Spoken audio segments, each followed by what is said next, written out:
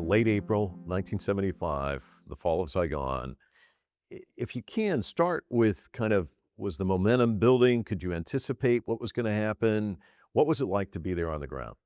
Well, first, I was in Cambodia, and there the Khmer Rouge began to encircle the city.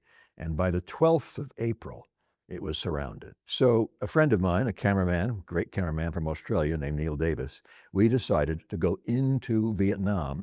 So, on the 25th of April, we flew into Saigon from Hong Kong for NBC News. And NBC, gracious as they were, said, "You can do this. We don't recommend that you stay on in Vietnam for the communist takeover. And by the way, we're going to cancel your insurance policy." Having said that, we had made this commitment to stay. And we were there for 4 days, and things were getting very, very tense.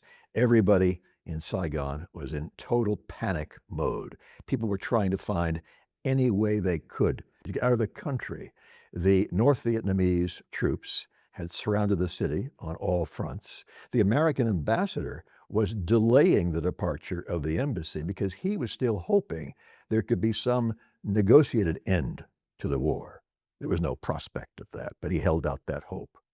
Finally, it was announced on the 29th of April that the American embassy would have to leave. And this enormous helicopter airlift began, first from the airfield in Saigon. That was bombed.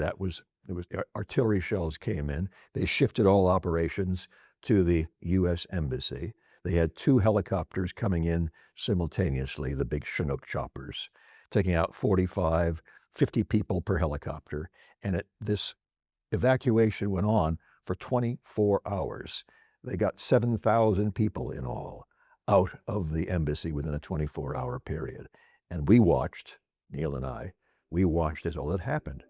And we had decided to stay on after the last American left.